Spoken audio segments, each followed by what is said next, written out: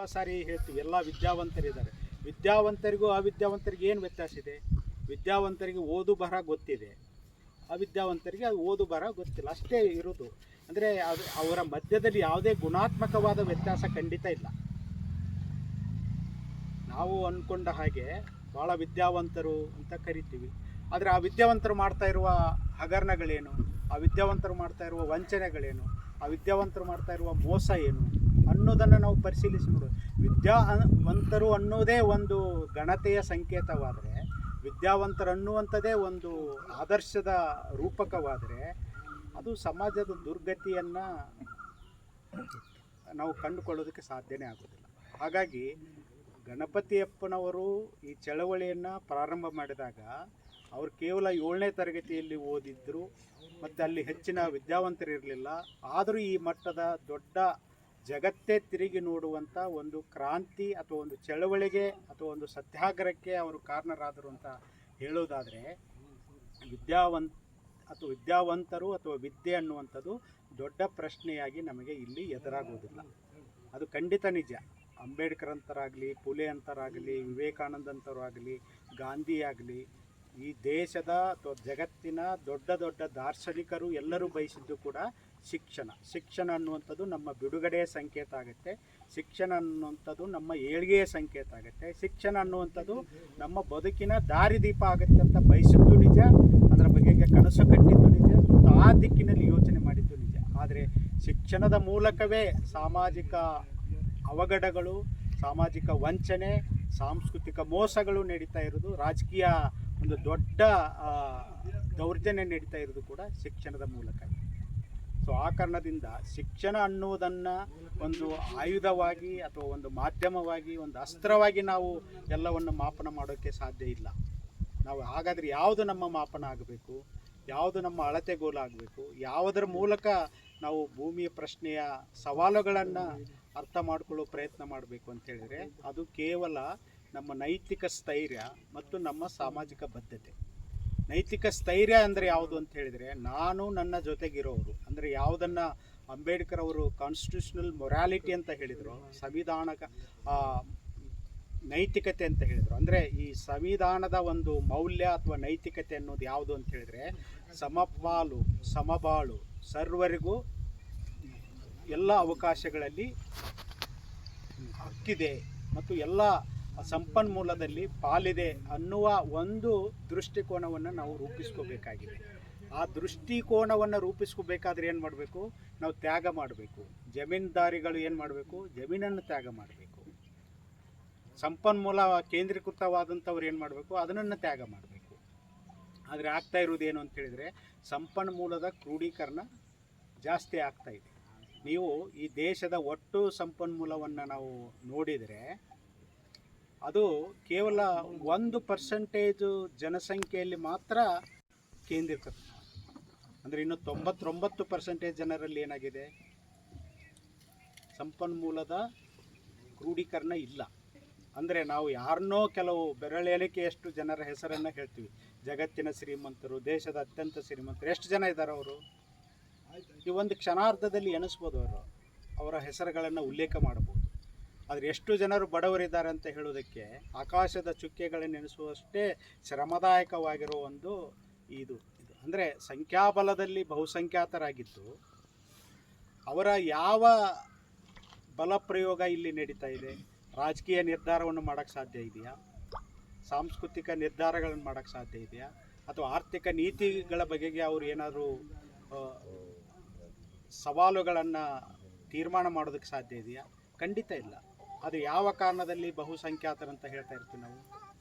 ಬಹುಸಂಖ್ಯಾತರು ಅಂತ ಹೇಳಿದರೆ ಕೇವಲ ಸಂಖ್ಯಾಬಲದಲ್ಲಿಯೇ ಹೊರತಾಗಿ ಅವರಿಗೆ ಸಂಪನ್ಮೂಲದ ಬಗೆಗಾಗಲಿ, ಭೂಮಿ ಬಗೆಗಾಗಲಿ, ಅಥವಾ ಸಮಾಜದ ತೀರ್ಮಾನಗಳ ಬಗೆಗೆ ಯಾವುದೇ ಹಕ್ಕುಗಳು ಇಲ್ಲ ಮತ್ತು ಅವಕಾಶಗಳು ಇಲ್ಲ. ಇವತ್ತಿಗೂ ಕೂಡ ಇದು ನಿರಂತರವಾಗಿ ನಡೀತಾ ಇದೆ. ನಿಮಗೆ ತುಂಗಾ ಮೂಲ ಉಳಿಸಿ ಚಳವಳಿಯನ್ನು ಗಮನದಲ್ಲಿ ಇಟ್ಕೊಂಡು ನೋಡ್ಬೋದು. ಶರಾವತಿಯ ಆಣೆಕಟ್ಟು ಕಟ್ಟಿ ಅಲ್ಲಿ ಮುಳುಗಡೆಯಾಗಿರುವ ಪ್ರದೇಶಗಳು ಮತ್ತು ಅವರು ಅನುಭವಿಸ್ತಾ ಇರುವಂಥ ನೋವುಗಳು, ಆ ಸಂಕಷ್ಟಗಳನ್ನು ಕುರಿತು ಯೋಚನೆ ಮಾಡೋದಾಗಲಿ, ಅಥವಾ ಇನ್ನೂ ಎಷ್ಟೋ ಈ ಸುತ್ತಮುತ್ತ ಹಳ್ಳಿಗಳಲ್ಲಿ ಕರೆಂಟ್ ಬರದೇ ಇರೋದಾಗಲಿ, ಸಾರಿಗೆ ಸಂಪರ್ಕ ಇಲ್ಲದೇ ಇರೋದಾಗಲಿ, ಮತ್ತು ಅಲ್ಲಿರುವ ಶಾಲೆಗಳನ್ನು ಮುಚ್ಚಿ ಬೇರೆ ಕಡೆ ಶಾಲೆಗೆ ಕಳಿಸುವಂಥ ಈ ಉದ್ದೇಶಗಳನ್ನು ನೋಡಿದರೆ ನಮ್ಮ ಭೂಮಿಯ ಪ್ರಶ್ನೆ ಅನ್ನುವಂಥದ್ದು ಅದು ಇಡೀ ಬದುಕಿನ ಅಸ್ತಿತ್ವದ ಪ್ರಶ್ನೆಯಾಗಿ ನಮಗೆ ಮೂಡಿಬಂದಿದೆ. ಅದು ಕೇವಲ ಮಣ್ಣಿನ ಒಂದು ಹಕ್ಕು ಮಾತ್ರ ಅಲ್ಲ. ಅದು ಭೂಮಿಯ ಪ್ರಶ್ನೆ ಅನ್ನೋದು ಮಣ್ಣಿನ ಹಕ್ಕು ಮಾತ್ರ ಆಗಿರಲಿಲ್ಲ, ಮತ್ತು ನಮ್ಮ ಊಟಕ್ಕೆ ಬೇಕಾಗಿರುವ ಧಾನ್ಯಗಳನ್ನು ಬೆಳೆಯುವುದಕ್ಕೆ ಒಂದು ಜಾಗ ಮಾತ್ರ ಆಗಿರಲಿಲ್ಲ, ಅದು ನಮ್ಮ ಇಡೀ ಅಸ್ತಿತ್ವದ ತೀರ್ಮಾನವನ್ನು ಮಾಡುವಂಥ ಒಂದು ಪ್ರಶ್ನೆಯಾಗಿ ಅದು ಇತ್ತು. ಯಾವಾಗ ಗಣಪತಿಯಪ್ಪನವರು ಅದರ ಬಗ್ಗೆ ಈ ಈ ಚಳವಳಿಯನ್ನು ಆರಂಭ ಮಾಡಿದಾಗ, ಮತ್ತದು ಅವಾಗ ಇನ್ನೂ ಕೂಡ ಈ ಭಾಷಾವಾರು ಪ್ರಾಂತಗಳು ಆಗಿರಲಿಲ್ಲ. ಅವಾಗಿನ್ನೂ ರಾಜ್ಯ ಮನೆತನಗಳು ಅಸ್ತಿತ್ವದಲ್ಲಿದ್ದು ಮತ್ತು ಅವರ ಆಡಳಿತ ಕೂಡ ನಡೀತಾ ಇತ್ತು, ಮತ್ತು ಅವರು ಇನ್ನೂ ಅದು ತಮ್ಮ ಅಸ್ತಿತ್ವವನ್ನು ಬಿಟ್ಟು ಕೊಡೋದಕ್ಕೆ ಒಪ್ಪದೇ ಇರುವಂಥ ಒಂದು ಸಂದರ್ಭದಲ್ಲಿ, ಅಂದರೆ ಸ್ವಾತಂತ್ರ್ಯ ಬಂದು ಕೇವಲ 3 ವರ್ಷ ಸ್ವಲ್ಪ ದಿನಗಳಲ್ಲೇ ಈ ಚಳವಳಿ ಆರಂಭವಾಗಿದ್ದು, ಅಂದರೆ ಅದು ಹಲವು ವರ್ಷಗಳಿಂದ ರೂಪುಗೊಂಡಿರುವ ಒಂದು ಆಂತರ್ಯದಲ್ಲೇ ರೂಪುಗೊಂಡಿರುವಂಥ ಒಂದು ಭಾಳ ಮಹತ್ವದ ಒಂದು ಕಿಡಿ, ಅದು ದಿಢೀರನೆ ಅದು ಹೊರಹೊಮ್ಮಿದ ಅಂಥ ಒಂದು ದಿನ.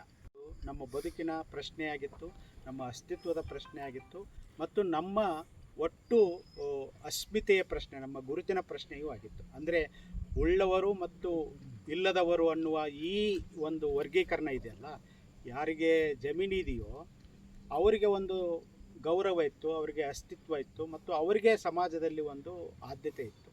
ಆದರೆ ಇಲ್ಲದೇ ಇರುವವರು ಕೇವಲ ಗೇಣಿದಾರರಾಗಿ, ಕೃಷಿ ಕಾರ್ಮಿಕರಾಗಿ, ಇನ್ನೊಬ್ಬರ ಮನೆಯಲ್ಲಿ ಜೀತ ಮಾಡುವುದಾಗಿ, ಅಥವಾ ಯಾರ್ದೋ ಒಡೆತನದಲ್ಲಿ ಅವರು ತಮ್ಮ ಬದುಕನ್ನು ಸವೆಸುವುದು, ಮತ್ತು ಆ ಮೂಲಕ ಅವರು ಇಡೀ ಜೀವನವನ್ನೇ ವರ್ಷಕ್ಕೆ ₹1 ಜೀತದ ದುಡ್ಡನ್ನು ತೆಗೆದುಕೊಂಡು ದುಡಿದಂಥ ಎಷ್ಟೋ ಕುಟುಂಬಗಳು ಕೂಡ ಇತ್ತೀಚೆಗೂ ಕೂಡ ನಡೆದಿದೆ.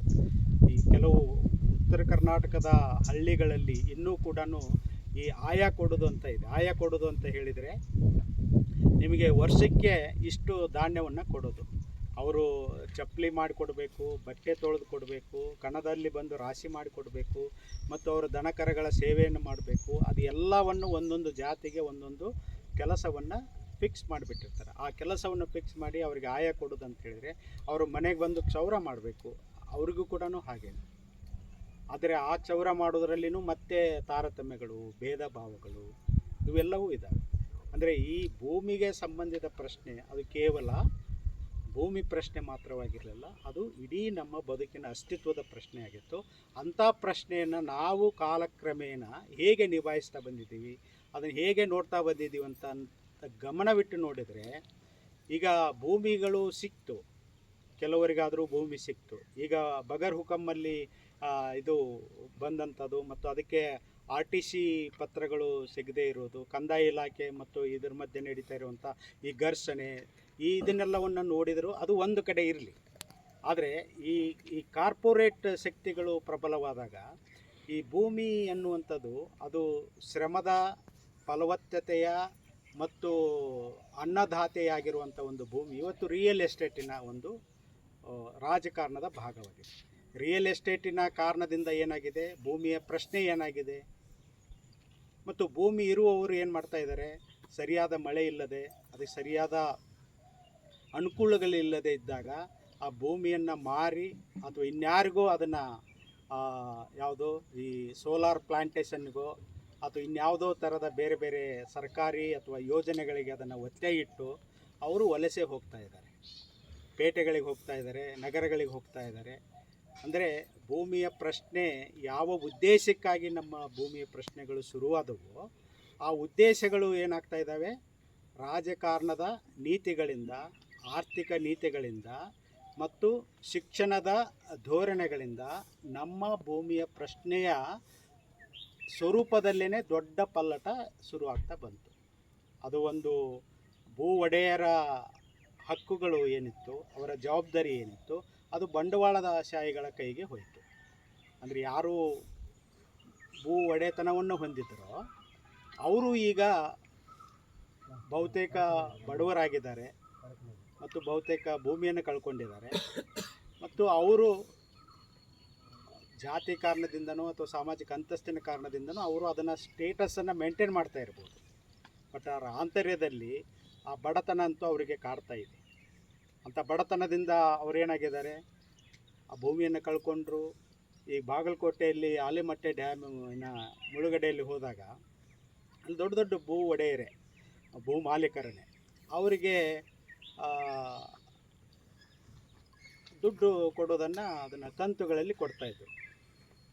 ಆ ಕಂತುಗಳಲ್ಲಿ ಕೊಡಬೇಕಾದ್ರೆ ಹಲವಾರು ಮಾರ್ಗಗಳಲ್ಲಿ ಬರ್ತಿತ್ತು. ಅದು ಅವ್ರಿಗೆ ಬಂದು ಸೇರಬೇಕಾದಾಗ ಈಗಿನ ಪರ್ಸೆಂಟೇಜ್ ಇದೆಯಲ್ಲ, ಆ ಥರದಲ್ಲಿ ಯಾವಾಗಲೂ ಪರ್ಸೆಂಟೇಜ್ಗಳು ಹೋಗಿ ಅವ್ರ ಕೈಗೆ ಸೇರೋದು. ಅವರು ಮಟ್ಕ ಆಡೋದು, ಓಸಿ ಆಡೋದು ಅಥವಾ ಇನ್ಯಾವುದಕ್ಕೋ ಖರ್ಚು ಮಾಡಿ ಅವರು ಎಲ್ಲವನ್ನು ಕಳ್ಕೊಂಡ್ಬಿಟ್ರು. ಅವರಿಗೆ ಭೂಮಿನೂ ಇಲ್ಲ, ಮನೆತನವೂ ಇಲ್ಲ, ಅವರು ಬೀದಿಗೆ ಬರೋ ಥರದಲ್ಲಿ ಆಯಿತು.